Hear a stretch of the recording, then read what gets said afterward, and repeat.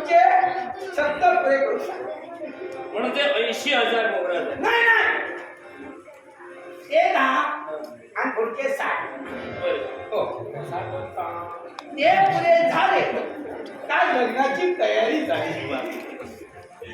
लग्नाची तयारी झाली लगीन लागला रे लागला. माझे सवा पुरे काय अजून हो म्हणजे झाले किती? म्हणजे ते कशा सवन हं. 60 आणि 60 झाले 70 पुढचे होते 50. पुरे झाले काय सवा तो मागो यावा नको ते यावरा हो फुलाली पण काय हो, तुम्ही एखाद्याचा विवाह जुळविला आणि अगदी काही दिवसातच जर का मोडखळी तर घेतलेले मोल परत कर. नाही नाही तसं मी खोटा काम करत नाही. ती व्यवस्था नाही. नाही कसं असता माझा लग्नापर्यंतच असतं.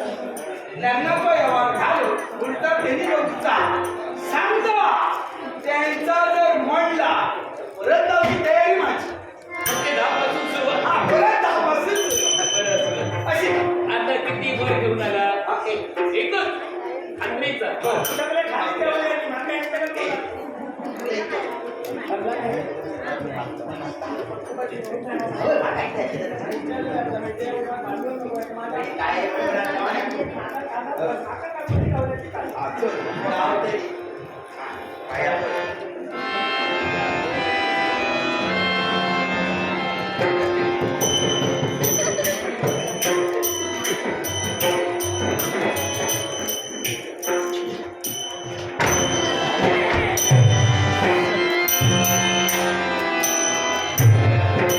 संस्कार विचारा.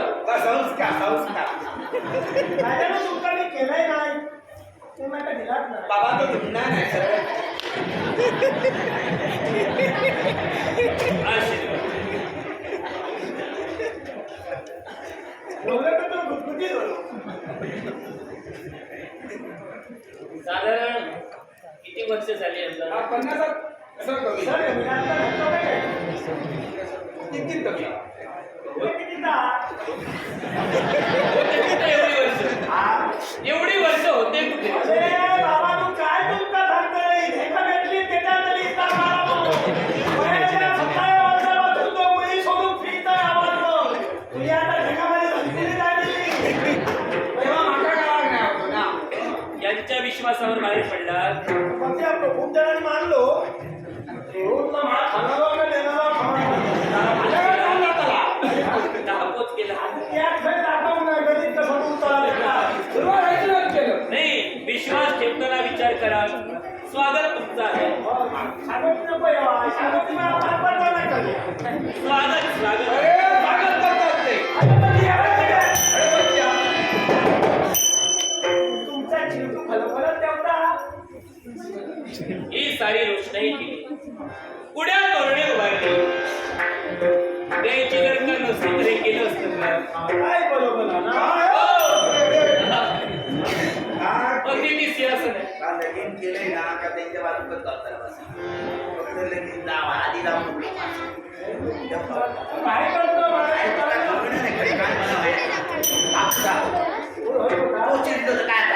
काय बरोबर? बसतंय. ते काय एवढंच नाही विचार. यावर आता मी सांगलंय नाही.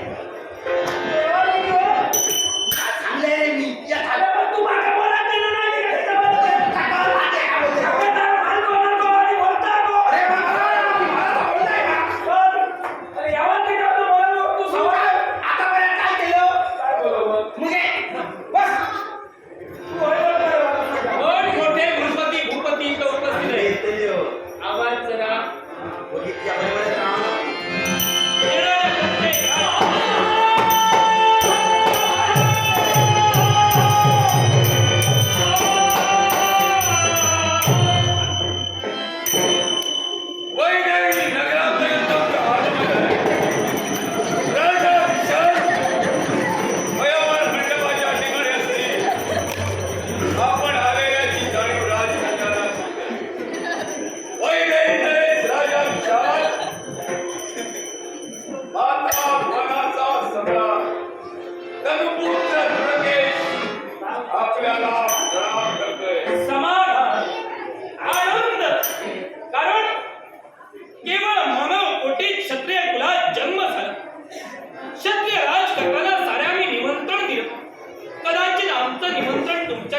पोचलं असेल नसेल, पण कर्णोपकर्णाची वार्ता नक्कीच तुमच्यापर्यंत आली असेल आणि त्या निमंत्रणाला मान देऊन आज तुम्ही आमच्या राज्यात पदार्पण स्वयंवराच्या ठिकाणी आमची पावलं पडली.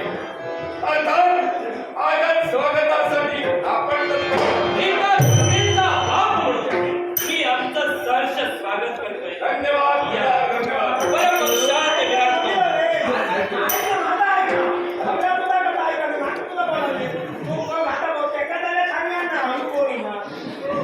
हे पण त्याचं ते नाव ऐकलं.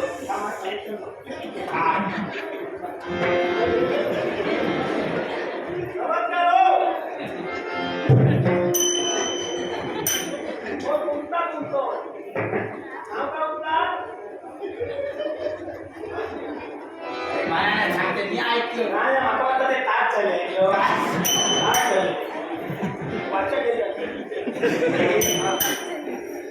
दूर केस मला सांगता जन्मा गेलो ना तेव्हा त्याची केस तुटलेली असते आणि त्याचं नाव दूर केस किती राजकर्त्यातून यायचे एवढे प्रत्येकाचं स्वागत.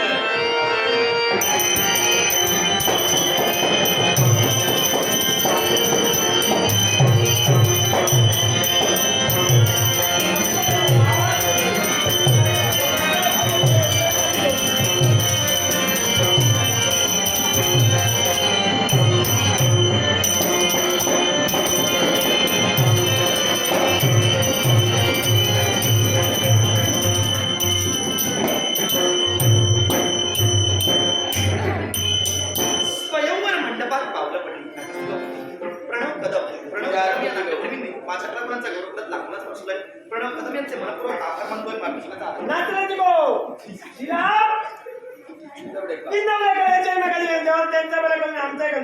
सतीश घाडी यांच्यानीच नका दिल्यानी तसा शिवाय आंबेडकर त्यावरचे मला यांच्यानी दिल्यानी तेव्हा त्यांच्या बरोबर आमचाय करू कैलासवासी सखाराम पाणे गाव ओवळीये यांच्या स्मरणार्थ त्यांची मुलगी ललिता पाणे, मृदुला माधव यांच्याकडून आमची सदाबहार संगीत साथ, हार्मोनियम वादक पप्पू घाडीगावकर, मृदुंगमणी पियुष खांदारे आणि तालरक्षक माऊली विनायक सावंत या तिघांच्याही कलाकारांचा गौरवप्रत लाखमालाचं 500 रुपयाचं पारितोषिक आलंय. ललिता पाणे यांचे मनपूर्वक संगीत साथीदारांच्या वतीने आभार मानून पारितोषिकाचा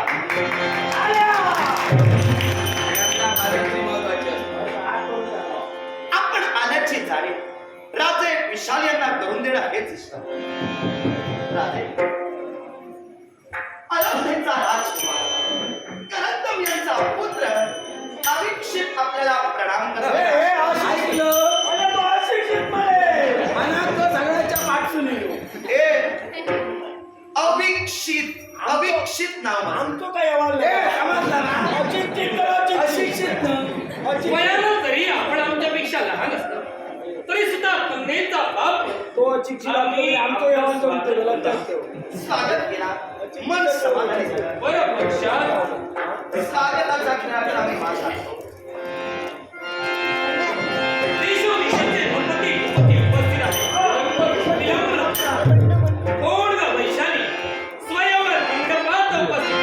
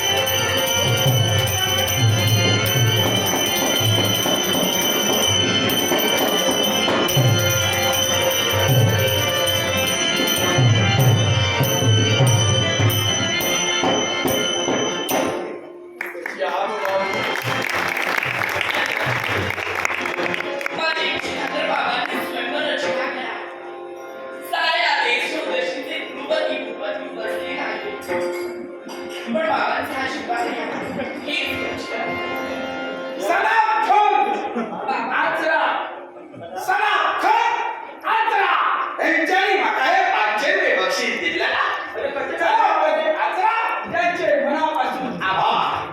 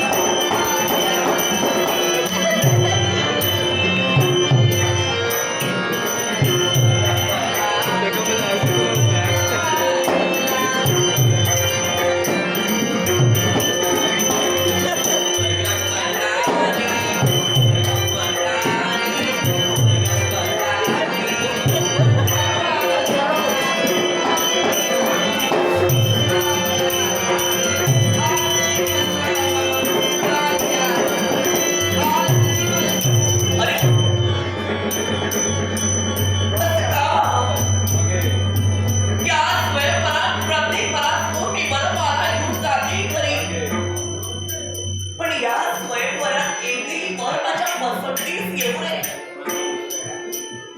एकही वर मला आवडू नये. याचं कारण माझ्या सौंदर्याला शोभित असा एकही वर या स्वयंवर मंडपात नाही का? नाही, मला ते असं वाटतंय की या वीर भूमीवर, या वीर मातांनी वीर पुत्रांना जन्म देणं बंद केलं.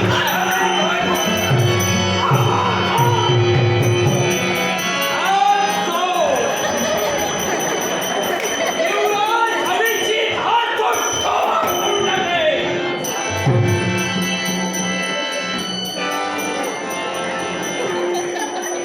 राजे विशाल, माझी कृती कदाचित तुमच्या मतानं अयोग्य असेलही. काय करत होतास? दिलगिरी व्यक्त करेन पण क्षमा मागणार नाही. वास्तविक तुमच्या कन्येचा तुम्ही मनपसंतीचा स्वयंवर योजला. मला तुमच्या मुखातून ऐकायचंय, मी केलेली कृती या कृतीवर तुम्ही अविक्षित ठाम शब्द उच्चारला. एवढंच नव्हे, अविक्षित हात सोड न पेक्षा थोबाड पुढे हे शब्द तुमच्या मुखातून बाहेर पडले. मुळात तुम्ही माझ्यापेक्षा ज्येष्ठ आहात. या स्वयंवर मंडपात खऱ्या अर्थानं प्रतिनिधी प्रमुख घटक या स्वयंवर मंडपाचे तुम्ही आहात. मग तुमच्या दारी आलेल्या एका पाहुण्याला थोबाड फोडीन या शब्दाचं तांडण तुम्ही करावं, हे आधी मुळात तुमचे शब्द अविक्षिताला रुजण्यासारखे नाही. तुम्ही ज्येष्ठ म्हणून तुमचा मान मी राखतोय. माझ्या एका प्रश्नाचं उत्तर मला तुमच्याकडे हवंय.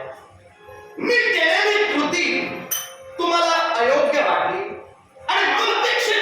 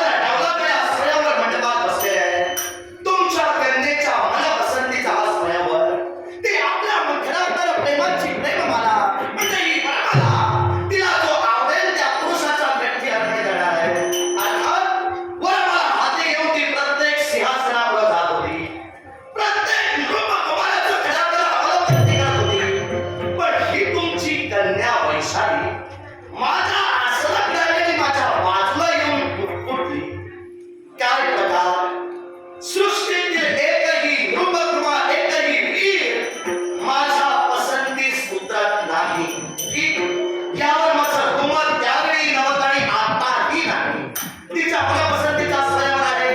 भरलेला स्वयंवर म्हणजे माझं हे काही लाभांना नाही, तिच्या मनाचा प्रश्न आहे. पण त्यानंतर ही तुमची कन्या बोलून गेली. सुंदर मातांनी सुंदर पुत्र प्रसवणं बंद केलं की काय? सुंदर मातांनी सुंदर वीर प्रसवणं बंद केलं की काय? सांगा मला. राजे, तुमच्या कन्येच्या मुखातून निघणारे शब्द ऐकताना मी तुम्हाला कसं वाटलं? मी स्वतः एक वीराचा हात ना. जिवेला लगावण्या म्हणतोय. माझ्या कन्येवर आरोप करण्याचा प्रयत्न तुझ्याकडे घडतोय. माझ्या कन्येनं कृती केली, त्यावर क्रिया तुझ्याकडे घडली. मग सांग, या स्वयंवर मंडपाचा अधिकारी व्यक्ती कोण आहे? निश्चितच तुम्ही या वैद्यनगरीचा राजकर्ता कोण आहे? निश्चितच तुम्ही हे मी नव्यानं सांगायला नको. निमंत्रण तुला कुणाकडे पोचलं? तुमच्याकडे मग जर का अधिकारी व्यक्ती मी होतो, मग एक युवराज म्हणून, एका राज्याचा भावी राजकर्ता म्हणून, अगदी शिष्टाचारानं जे तुला माझ्या कन्येचं खटकलं, हे मला कथन करणं योग्य की या भरलेल्या स्वयंवर मंडपात एका स्त्रीचा हस्त धरून त्या स्त्रीला लज्जित करणं हे योग्य? राजे विशाल, म्हणजे निश्चित तुम्ही मला दोषी ठरवून तुमच्या कन्येची बाजू घेत माझ्याशी हे वक्तव्य करता. अगदी नक्की. मी तिच्याबद्दल दुमत एकच मांडलं. अखिल विश्वातील वीर मातांना तिला दुसरं दिली. ही एक स्त्री आहे. ही उद्या कुणाची तरी पत्नी होणार. पत्नी झाल्यानंतर ती कुणाची तरी माता होणार. मग ही एक स्त्री असताना या साऱ्या वीरांच्या मातेला दुसरं दिली. म्हणून मी तिचा हस्त धरला आणि तुमच्या मुखातून निघाले शब्द. तुम्ही इथले प्रमुख घटक आहात. तुम्ही इथले शास्त्री आहात. मग मी तुम्हाला वास्तविक सांगायला होतं, हे शब्द तुमच्या मुखातून बाहेर पडले. मी प्रथमतःच म्हटलं, माझी कृती तुमच्या मनाला योग्य असेल त्याबद्दल मी दिलगिरी व्यक्त करतोय. पण क्षमा मागण्याचं याचं प्रशस्त कारण मी अजूनही माझ्या जागी योग्यच आहे. कसा तुम्ही म्हणताय मी तुम्हाला सांगायला होतं. पण तिच्याकडून जी कृती घडली त्यावर अनाहूत माझी प्रतिकृती उमटली. तेव्हा मी काही ठरवून आलो नव्हतो किंवा मी संधी शोधत नव्हतो तिचा हात खऱ्या पकडायचा. तेव्हा तिच्याकडून जी क्रिया घडली त्यावरची माझी प्रतिक्रिया आहे. स्वतःकडून घडलेला अपराध झाकण्यासाठी याला अनाहूत क्रियेची उपमा तुम्ही देऊ नका. तुम्ही एक युवराज आहात. प्रदीर्घ काळात गुरु शिक्षण तुम्ही सुद्धा अभ्यासून आलेला आहात. राजकर्ते भावी तुम्ही आहात. मग राजकर्ता कोण आहे? जो स्वतःच्या मनावरचा ताबा सुटू देत नाही, तो खरा राजकर्ता. माझी कन्या असं म्हणाली, हे तुमच्या मुखातील शब्द. मग त्यावेळी तुमच्या मनावरचा ताबा जर का सुटला नसता आणि तुम्ही धर्मशास्त्राला अनुसरून, या राजनीतीला, राजधर्माच्या नियमाला अनुसरून जर का ही वार्ता मला कथन केली असती, नक्कीच याचा न्याय निवाडा राजकर्त्याने केला असता. राजे विशाल, तुमचं नेमकं कसं झालं माहितीये का? चोर चोरी करून गेल्यानंतर नंदादीप पेटवण्याची बहुतेक तुमची सवय आहे. पण आमच्या राज्यात तसं चालत नाही. आमचे नीतिनियम थोडे वेगळे आहेत. आमचे नंदादीप सदैव तेवत आहे. चोर चोरी करत असताना त्या क्षणाला चोराला धरून शासन करण्याची पद्धत आणि धमक आमच्यात आहे. तेव्हा तुमची ही कन्या ज्या वेळी चुकली त्या वेळी तिचा हातून मी तिला रोखण्याचा प्रयत्न केला. मी तुम्हाला काय म्हणालो, माझ्या मनात पापी लालसा होती. तिच्या क्रियेवर माझी प्रतिक्रिया घराकडे म्हटली. तेव्हा तिनं या घरातल्या साऱ्या राजकुमारांच्या समक्ष सांगावं की कोणताही अश्लील व्यवहार मी तिच्याशी करण्यासाठी तिचा हात धरला किंवा वेगळ्या काही कारणासाठी तिचा हात मी धरला. माझ्या मनात तिच्या बद्दल आणि तिच्या वक्तव्याबद्दल जो द्वेष निर्माण झाला त्यावरची माझी प्रतिक्रिया चुकीची. युवराज अभिषेक, ही तुमची कन्या एका युवराजासमोर, एका भावी राजासमोर खऱ्या अर्थाने त्याच्या मातेला कुशल देते होते. मग मी काय शांतपणे बसून तुम्हाला सांगायला राजे, कदाचित तुमची पद्धत असेल चोर चोरी करून गेल्यानंतर नंदादीप पेटवायची. आमची ती सवय नाही. आम्ही पाऊस पडल्यानंतर पेरणी करत नाही. पेरणी अगोदर करतो, पाऊस नंतर पडतो. तुमची क्रिया ज्यावेळी घडली, क्षणात आज आम्ही तुम्हाला रोखलं. याचा अर्थ आमची नजर, आमची बुद्धी, आम्ही सतर्क ठेवतो. राहता राहिली दुसरी गोष्ट, तुम्ही म्हणता आमच्या कन्येच्या मुखातून हे उद्गार बाहेर पडले. काय हो? देशोदेशीचे राजकारणी, नृपती, भूपती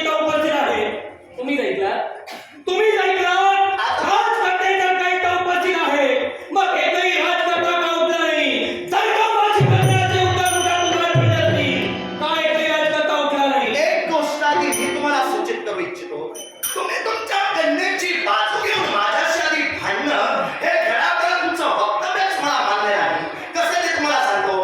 वास्तविक मी तिचा हात धरला, त्याचं स्पष्टीकरण मी तुम्हाला कथित केलं. क्रियेवरची प्रतिक्रिया मी उमटवली. मग तुम्ही थोबाड फोडेल म्हणून मला सांगितलं, म्हणजे प्रकरणाला वेगळी दिशा तुम्ही दिलात. तुम्ही मला सांगू शकला असता. तुम्ही ज्या तिचा हात धरला अर्थात काही काळानंतर तुम्हाला न्याय दिला जाईल. पण तुम्ही त्या क्षणी थांबलात. आता तुम्ही काय म्हणताय?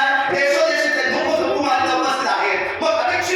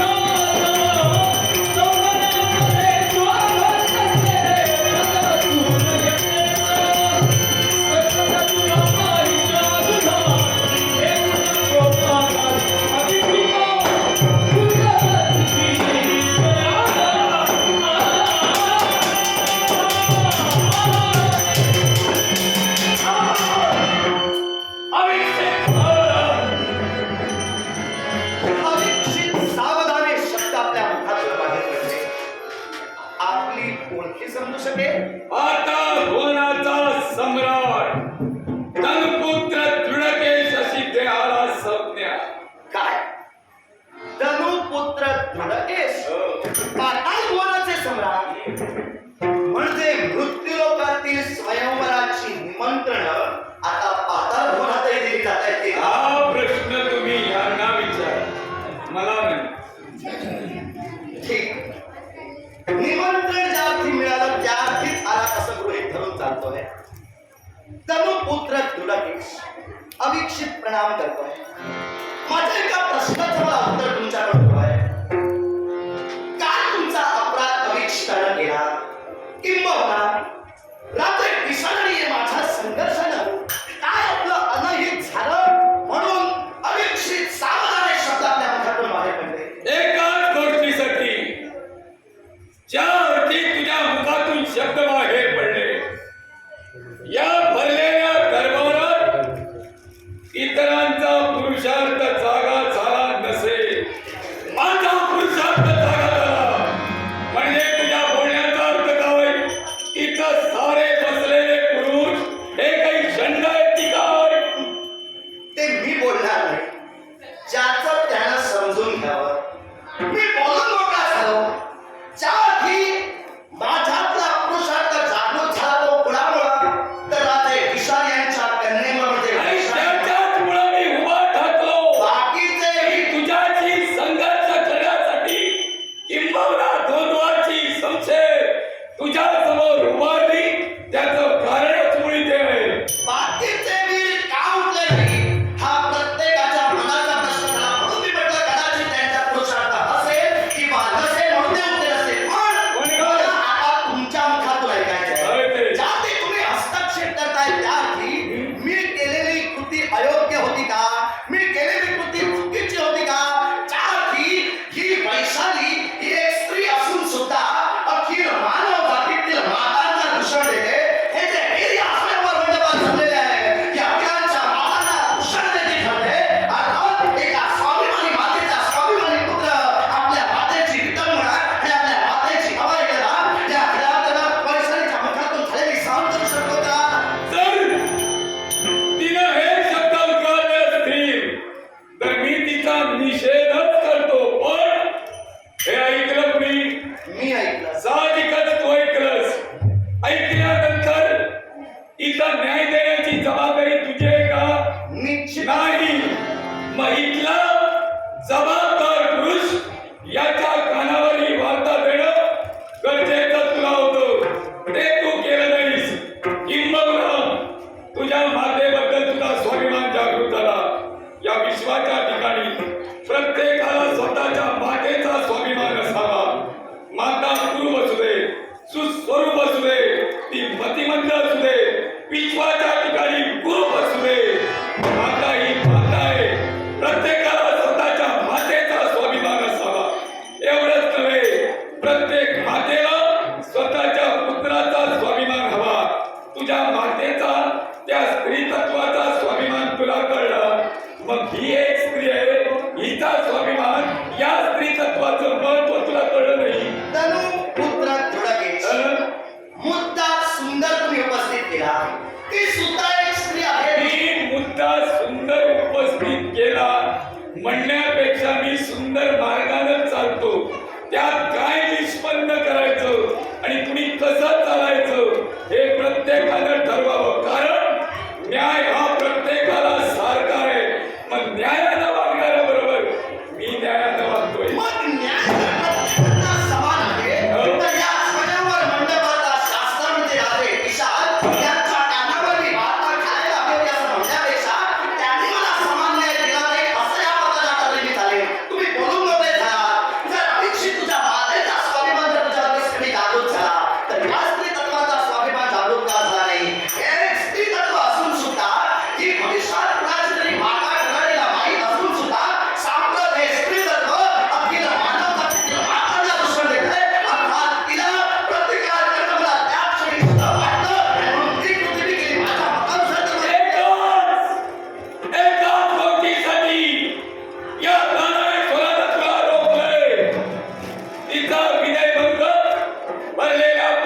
या सभेत तू केलंय एका स्त्रीचा मस्तक स्पर्श करणं आणि इतरत्र सारे पुरुष तिथं उपस्थित असणं हा स्त्रीचा अपमान आहे.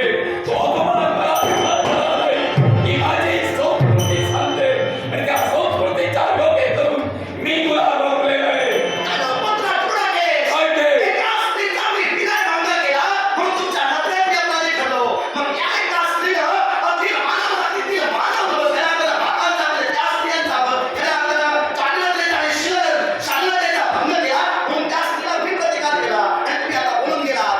संस्कार आहेत आणि त्यानुसार मी चालतोय. साहजिकच. आता तुम्ही मला सांगून चला काय? तुम्ही जाना हो. तनुचे पुत्र म्हटला साहजिकच. मग संस्कारांची भाषा या अविक्षितालाच तुम्ही सांगितलं. बोलण्याचा मग नेमका त्याआधी- अर्थ काय? त्याआधी तुमच्या कुलातील जे जे दानव जन्माला आले त्यांना कधी सभ्यतेची खऱ्या अर्थानं लक्षण आणि सभ्यतेचे संस्कार ते खऱ्या अर्थानं सभ्यतेचं पाणी पाहण्यासाठी तुम्ही पहिली गोष्ट ज्यावेळी कांगवेश्वर पदाचे अधिकार आमच्या हाती आले की राजपुत्र आम्ही हाताळू लागलो त्यावेळी प्रत्येक गोष्ट सुरळीत दानवाच्या ठिकाणी आम्ही केली आणि तू बोलण्याचा प्रयत्न करतोय की मी अनितीच्या मार्गाने चालणारा कदाचित असेल. आम्ही अनितीच्या मार्गाने आचरण करत नाही म्हणून तुला रोखले. तिसरी महत्वाची गोष्ट या विश्वाच्या ठिकाणी दानवानी केलेली कृती तू ऐकलेली आहे ती मला सांगण्यासाठी तत्पर करतोय पण मी माझ्या डोळ्यानं पाहिलं त्याला मी रोखण्यासाठी तत्पर करतोय. जर तिनं अपराध केला होता तर हस्त पकडण्या अगोदर तिच्या बापाजवळ तक्रार केली पाहिजे होती.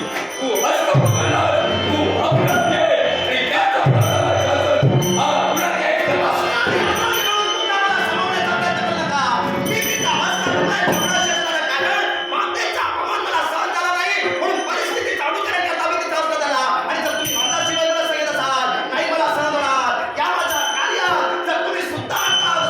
जातीवंत पुरुषाला तू छळ दिली.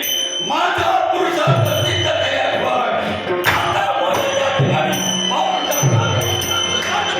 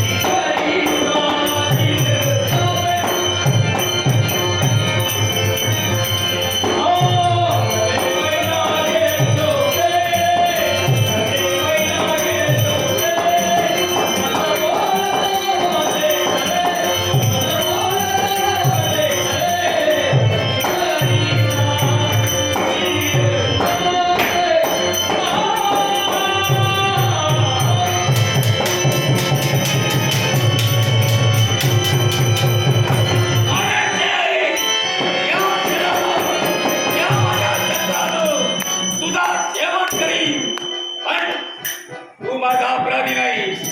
जातीचा पुरुषानं स्वतःचा पुरुषार्थ सिद्ध केलाय. तू अपराधी आहेस राजकर्त्याचा तो तुला शासन करेल. राजे हा तुमचा अपराधी आहे.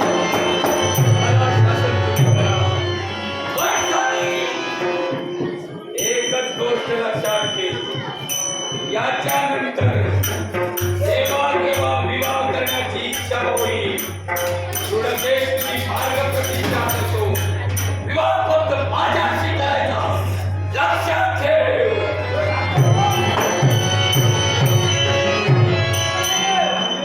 सम्राट पदाच्या अधिकाराची धुराहाती घेऊन केवळ बापाच्या अधिकारानं माझ्या राज्याच्या ठिकाणी आला.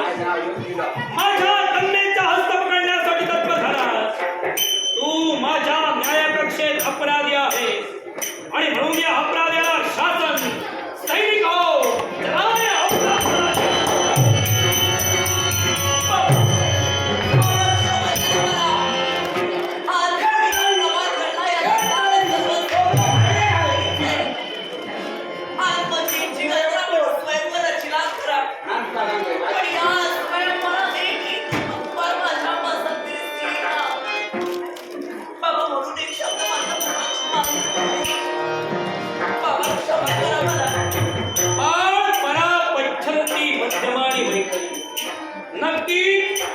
ही तुझ्या मुखात निघणारी बरागाडी ही तू नाही.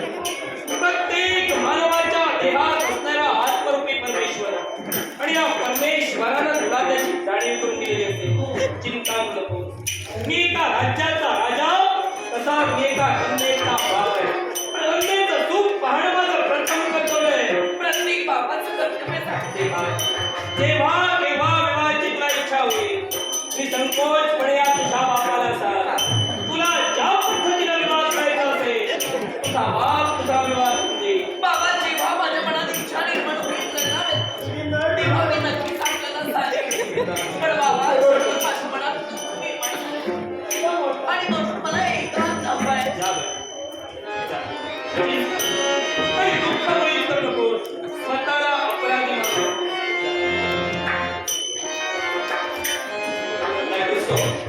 आमचे मित्र रामेश्वर दशरथ नाट्य मंडळाचे मालक Umesh Bhane Rameshwar tours and travels यांनी आमच्या कलावंताच्या घोटळे लागून बसले.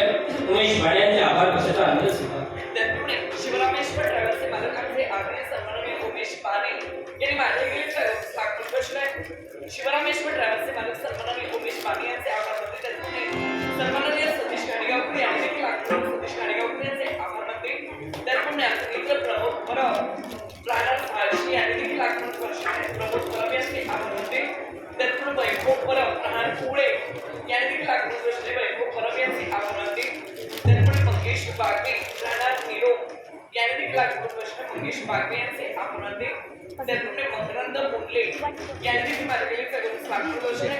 सन्माननीय मकरंद मुंडले यांचे आभार मानते. आणि रसिक माझ्या आशीर्वाद आणि कृष्णाचा आनंद स्वीकार मला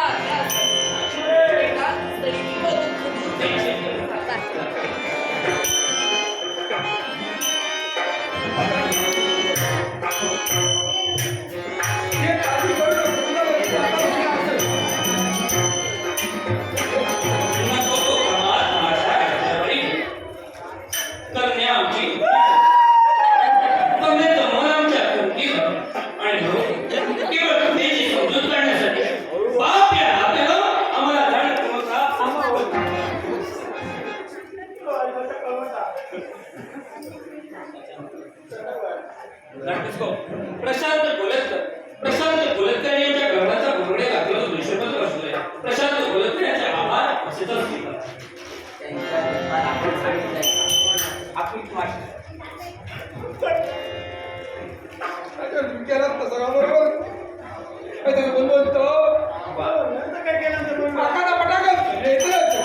एक युवराज म्हणून त्यांना पटलं नाही. पण सामान्य माणूस म्हणून तुम्हाला तरी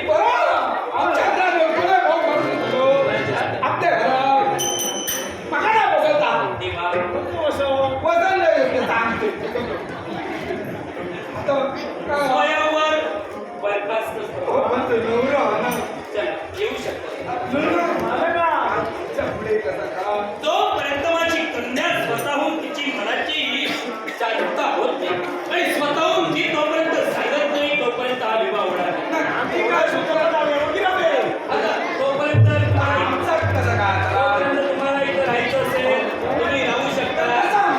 मी कधी असो खाली हाती जाऊ नाही म्हणा. पण जेवढे दिवस तुम्ही राहाल त्या दिवसाचं वेतन तुम्हाला मिळेल. तुम्हाला सुद्धा मिळेल. योग्य अशा तऱ्हेचं भोजन मिळेल. घालू नको जेव्हा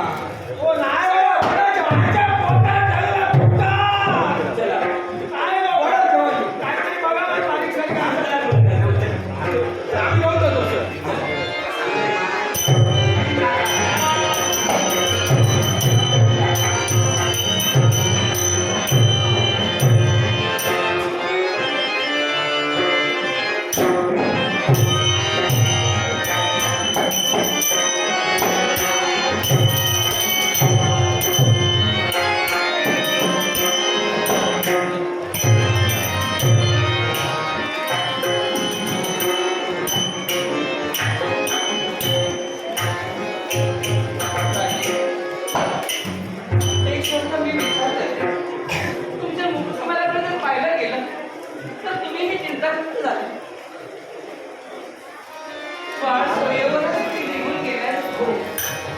बराच कालावधी निघून गेला. जायला हवा होता पण अद्याप भाऊ तो परतला नाही.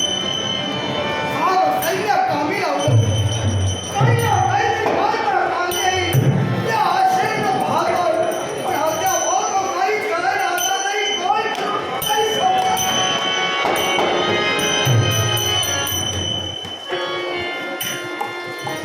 सैन्य जरी कामी लावलं तरी सुद्धा राजे, मी तुम्हाला सांगावं अशा भाग नव्हे, पण आपला बाळ गेलाय.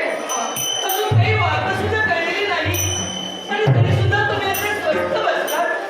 तुम्ही स्वतःहून पावलं नाही उचलली. तुम्ही फक्त विचार करत आहात. ह्याला फक्त विचार करता दिसतोय. नाही तसं बसून उपयोग नाही ना. फक्त सैन्य कामी येऊन त्याचा काही उपयोग होणार नाही. एवढा काहीतरी वाटता नाही. काळजी करू नको. आजपर्यंत आपण अशी फक्त मार्गप्रदर्शन करत राहिलो की आपल्या बाळाबद्दल काहीतरी वार्ता ऐकायला येईल, पण असं काही घडत नाही. तुम्हाला आता स्वतः पावलं उचलायला हवी. त्यांनी तुम्हाला पावलं उचलायला हवी. आता नाही, यापूर्वी मी तुम्हाला सांगितलं तरी सुद्धा तुम्ही दुर्लक्ष करता. नाही मी माझ्या बाळाची आई आहे आणि आई म्हणून तुम्हाला हे कसं की तुम्ही असेच जर स्वप्न बघून राहिला असे स्वप्न बघून राहिला माझ्या रक्ताची शपथ आहे का?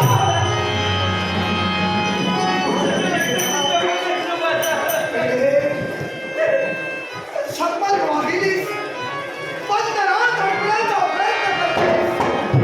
काय वाटलं? त्या मातेचा दुःखास बाहेर पडताय. त्या पित्याला त्याची काही छळ नाही का? आई, मी आतापर्यंत स्वस्त बसलो काहीतरी आणि वाटता नाही. त्याला कारण तू होतीस.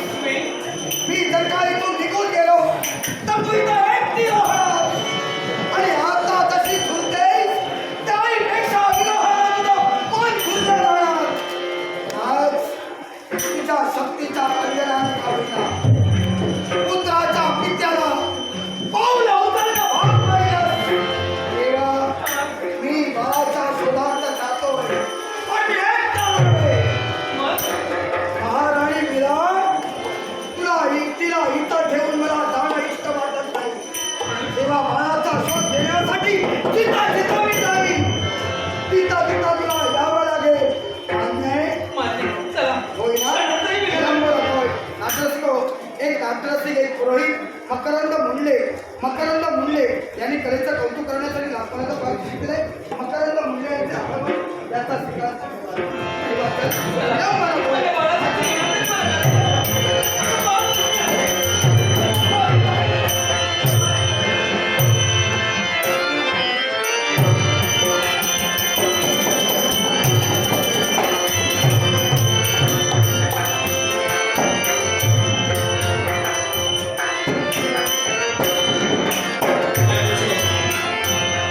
एक पुरोहित आमचे मित्र मकरंद मुंडे यांच्या कल्पनाचा घोरपडे लागलो बसलाय.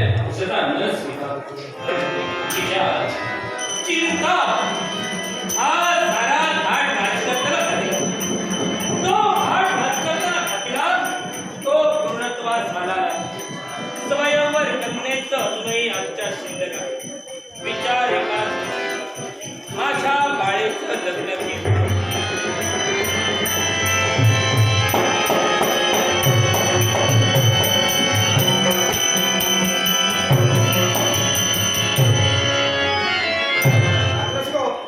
शिवरामेश्वर ट्रॅव्हल्सचे मालक आणि एक नाट्यप्रेमी आमचे आदर्श सन्माननीय उमेश माने यांकडून कलेचं कौतुक केले गेले. त्यांचे आभार मानून याचा स्वीकार. त्याप्रमाणे श्रीराम किंजवडेकर यांच्याकडे मला हे पारितोषिक आले. श्रीराम किंजवडेकर यांचे आभार मानून जमलेल्या साऱ्या नाट्यरसिकांचे आभार मानून संयुक्त दशावतार नाट्यमंडळाच्या वतीनं या बहुमोल बक्षाचा स्वीकार. महाराणी विराट, हा. वैजयी नगरीच्या प्रवेशद्वारावर आमची पावलं पडली. एक अनुभवलंस का? काहीतरी अस्पष्ट कुजबूज चालू झाली. आमच्याकडे बघितल्या जाणाऱ्यांच्या नजरा काहीतरी संशय व्यक्त करू लागल्या. तेव्हा काही ना काहीतरी पाणी बोलताय. आशेला चालू आहे. आपण आल्याची जाणीव राजे विशाल करून देणे इष्ट आहे. अहो राजे विशाल,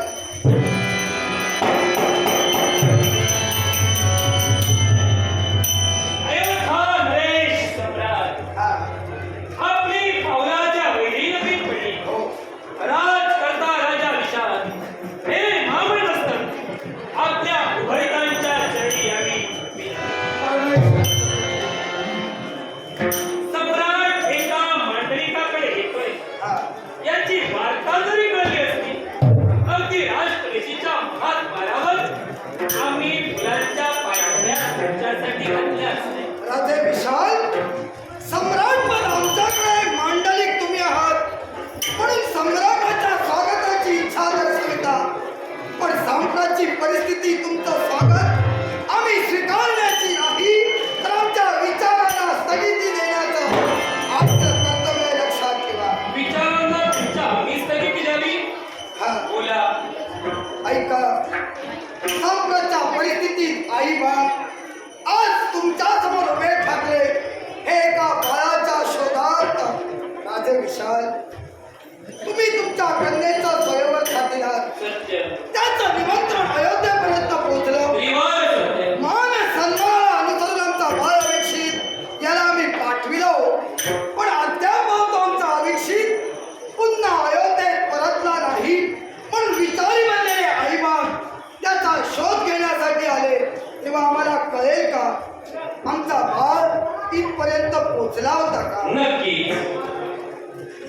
तुमचा बाळ अविक्षित स्वयंवर मंडपात आला होता. काय आमचा बाळ इथं आला? मग राजे काही सांगू शकाल का? आमचा बाळ जर काही इथं पोहोचला अहो, तो अजून परतला नाही हो. विचारी खरं सांगा म्हणतोय. बाळ अविक्षित इथपर्यंत पोहोचला होता हे सत्य. आणि स्वयंवर दिवसाच्या स्वयंवर क्षणाच्या पासून आतापर्यंत तुमचा बाळ माझ्याच राज्यात आहे हे सुद्धा सत्य. काय? ए, माझा बाळ तुमच्याकडे आहे. ऐकून काही क्षण जीव स्थिरावला. पण सांगा माझा बाळ कुठं आहे हो? त्याला पाहायचं आहे आम्हाला. राजे, बाळ तुमचा आमच्या राज्यात आहे हे मान्य, पण सहजासहजी त्याचं मुखकमल तुम्हाला दिसू शकत नाही. काय? हो, काय बोलताय काहीतरी समजण्यासाठी. एकच, तुमचा बाळ आमच्यापर्यंत आला आणि कित्येक दिवस तो आमच्या राज्यात आहे.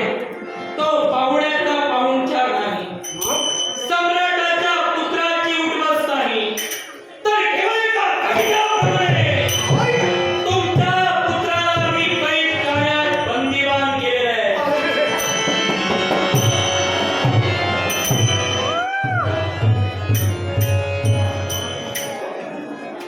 काय हा प्रकार? काय ऐकलं आम्ही? घाबरू नको. तुझ्या प्रमाणे माझं देखील मन विचारी झालं.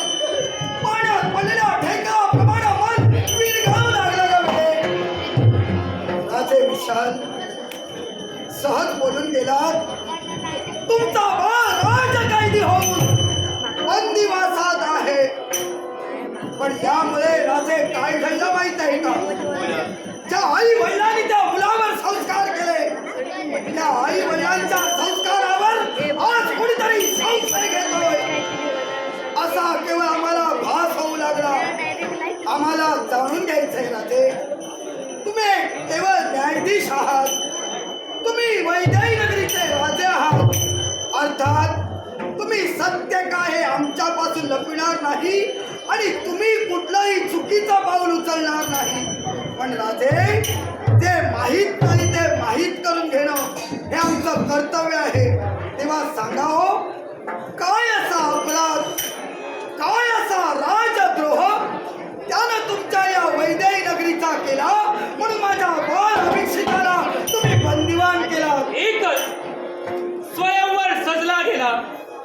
कन्या वैशाली हाती वरमाळा घेऊन स्वयंवर मंडपाच्या ठिकाणी वरपक्षात फेरफटका घेत होती.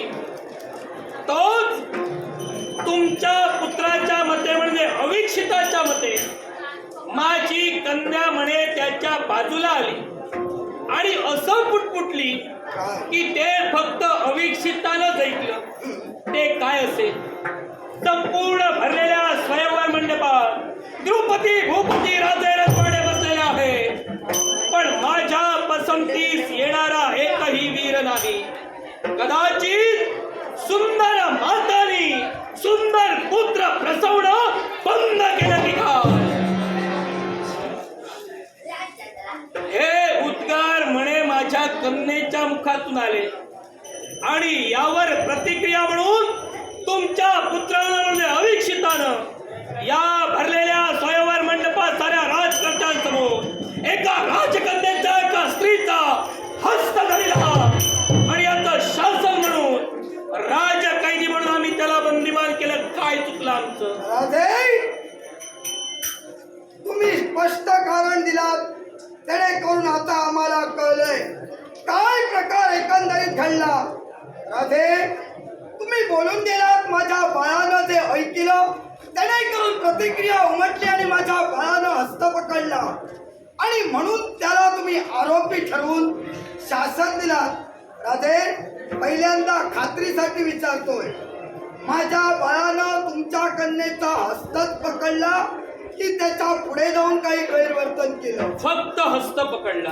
मग राधे, हस्त पकडला ही गोष्ट तुम्ही तुमच्या स्वतःच्या डोळ्यानं पाहिली की कुणी तुम्हाला निदर्शनास आणून दिली? निदर्शनात आणून दिली. मग राधे, जर का कुणी निदर्शनास आणून दिली तर तुम्ही त्याचे प्रत्यक्ष साक्षीदार नाही, हे तर तुम्हाला मान्य आहे? राधे, ज्यावेळी याला कारण आहे. तुम्ही म्हणालात तुम्ही तुमच्या बाळेनं जे बोलली ती इतरत्र कुणी ऐकलं नाही, फक्त माझ्या बाळाने ऐकलं आणि हस्त पकडला म्हणून त्याला आरोपी ठरविलात. राधे, न्यायाला बाजू किती हो? न्यायाला बाजू दोन आहे. कोणत्या? एक फिर्यादी आणि दुसरा आरोपी.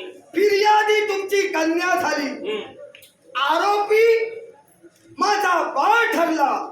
साक्षीदार म्हणूया जे कोणी तुमच्या डोळ्यात आणून देणारे होते ते साक्षीदार तुमच्या बाजूने त्या ठिकाणी उभे राहिले.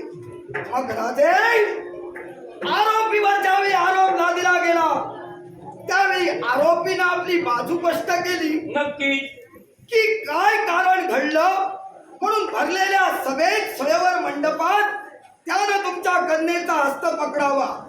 मग आरोपीनं आपली बाजू स्पष्ट केल्यानंतर जो न्याय देतो त्याचं काम आहे. फिर्याद्यावर जो केवळ डाव मांडला गेला, जी बाजू आरोपीनं मांडली ती सत्य आहे की नाही हे पडताळून पाहणं. अर्थ एकच, तुमची कन्या अशा प्रकारचे अर्वाच्य शब्द बोलली होती की नाही याची शहानिशा आपण केला होता की नक्कीच नाही ते केली. सांगा. मी न्याय करताना दोन्ही बाजूची पडताळणी केली. तुम्ही तुमच्या बाळेला विचारलं होतं? गरज मला वाटली नाही. राधे, सांभाळून बोला. नक्की एक न्यायाधीश म्हणून न्याय दिला. अगदी मी त्या स्थितीला साक्षीदार होतो.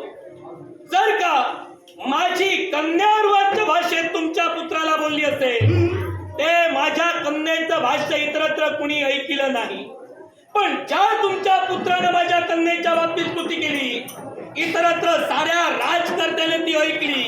यदा कदाचित माझी कन्या बोलली असं तुमच्या पुत्राचं म्हणणं असेल याला पुरावा काही नाही, पण तुमच्या पुत्रानं माझ्या कन्येचा हस्त पकडला याला माझा संपूर्ण राज दरबार पुरावा आहे.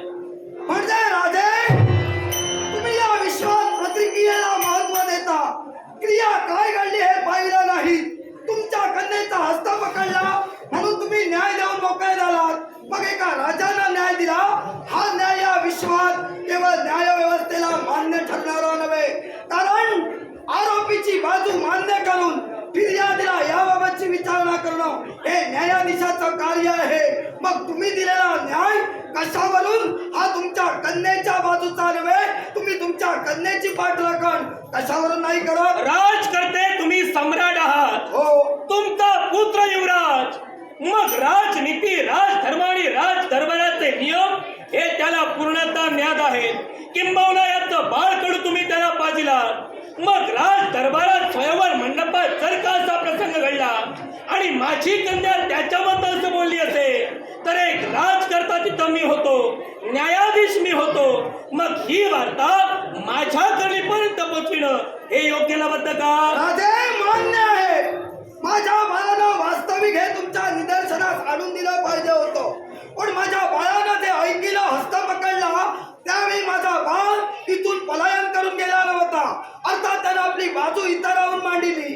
राहिला प्रश्न, तुम्ही म्हणताय तो एक सम्राटाचा पुत्र आहे, एका राज्याचा युवराज आहे, म्हणून त्यानं केवळ नीती धर्माला अनुसरून तुमच्या कानी हे आणलं पाहिजे होतं. नक्की. मग राजे, तुमची कन्या ही देखील एक युवराजनी आहे. उद्या कुणाची तरी राजवधू होणार, त्यानंतर कुणाची तरी राजमाता होणार. मग जर का तुमच्या कन्येला भरलेल्या सभेत एकही वर पसंत नव्हता, तर याबाबतची तुमच्या कानी ती केवळ सविस्तर चर्चा करू शकली असती.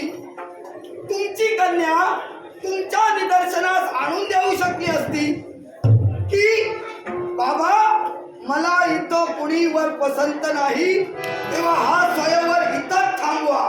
मग तुमची कन्या ही सुशिक्षित असताना, सुज्ञ असताना तर का ती असं पाऊल उचलत नाही? मग जर माझ्या बाळाला तुम्ही दोषी ठरवत असाल तर भविष्यात तुमची कन्या देखील दोषी आहे हे लक्षात ठेवा. सम्राट, मी तुमचा मांडलिक आहे. माझ्या प्रमाणे अनेक राजकर्ते तुमच्या मांडलिक तत्वाखाली आपलं राज्य सांभाळत आहे. माझी कन्या तुमच्या मध्ये बोलली असेल, माझी कन्या तुमच्या पुत्राच्या मध्ये सुद्धा बोलली असेल, पण सांगा हो, एकानं बाण मारली म्हणून दुसऱ्यानं वासरू मारावं, हा राजनीतीचा तुमचा नियम का? आम्ही क्षत्रिय धर्माचे आहोत. गोहत्या म्हणजे पाप आहे, तेव्हा गायीच्या हत्येचं उदाहरण द्यायचं सोडून द्या. तुम्ही राजे आहात याचा आधी विचार करा.